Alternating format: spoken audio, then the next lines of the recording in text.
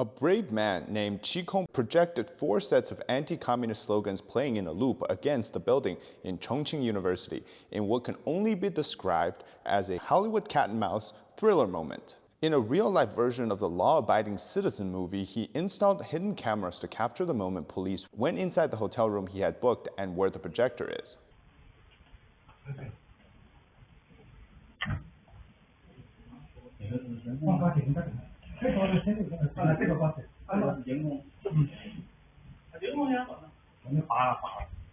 And here are the 4 slogans. Without the Communist Party, there will be a new China. Freedom is not a gift. It must be seized back. Rise up, people unwilling to be slaves. Rise up to resist and reclaim your rights. Down with the right fascism, overthrow the Communist Party's tyranny. No lies, we want the truth. No slavery, we want freedom. Tyrannical Communist Party, step down. The projections lasted about 50 minutes before the police found the hotel location and came out to stop the projection.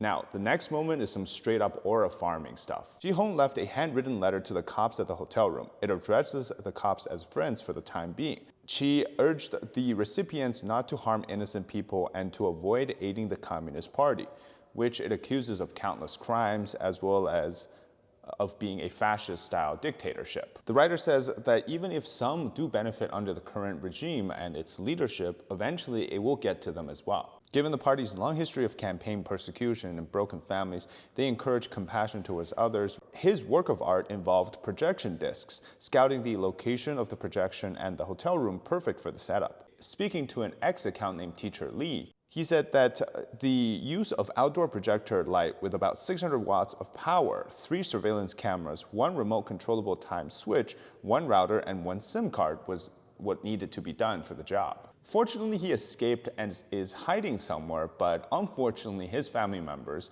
have been harassed and detained, including a relative of his in Chongqing. The older brother in the countryside was also taken away. And here's the surveillance footage he published of his mother being questioned by the police. Now, according to him, the original plan was to do this on September 3rd, the eve of September 3rd, or maybe before, just before, so that it matched the military parade. And the goal was to, as the university students come back for the semester, that more people would see it. But he also had concerns because the hotel room had been booked and vacant for so long that it might prolong problems, so he did it just as time was appropriate. Another internet post shows a message given by superiors in that area of the city after this happened to disconnect the LED screens from internet connection to avoid, any hacking into the system. The last episode would cover the toilet protest. Now, in both cases, this is happening against that September 3rd parade. The CCP's legitimacy is crumbling, and the fact that there's more people who are brave enough to do this compared to many years ago is a sign that they have better access to uncensored information, but there's also a high level of resentment in society, and it's one where it's enough that people consider but don't care so much about their own safety that they're willing to put out these demonstrations in order to protest. People are willing to go to jail for putting up a banner on a bridge or project it onto the building, and such bravery hasn't always been the case.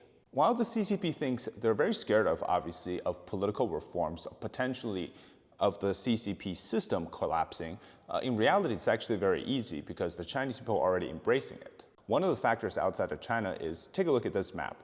This is the number of countries in red confirmed to attend the military parade in Beijing. This is a shrinking list compared to last time. The only 2 countries' leaders attending this time but not last time are from Malaysia and Kim Jong-un of North Korea.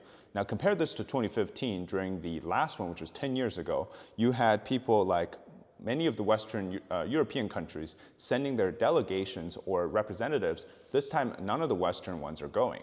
And only 2 countries in Africa are coming. The rest of these are from Central Asia. And their economy has been largely tied to the CCP's Belt and Road Initiative. So this time around, the parade is merely consisting of countries who are economically, these countries, if they don't receive money from the CCP, chances are they probably wouldn't go either. And the axis of evil, these are the countries that are going. Their global influence is reducing to just Central Asia, essentially. Many of the African countries who are part of the Belt and Road aren't even going. Now, the CCP shells are saying, oh, maybe they weren't invited or whatever. No, dude, the CCP wants to see many countries come. It's just these countries don't want to come anymore. None of the money, time, or effort spent on Western countries by the CCP has worked. The CCP diplomacy has failed.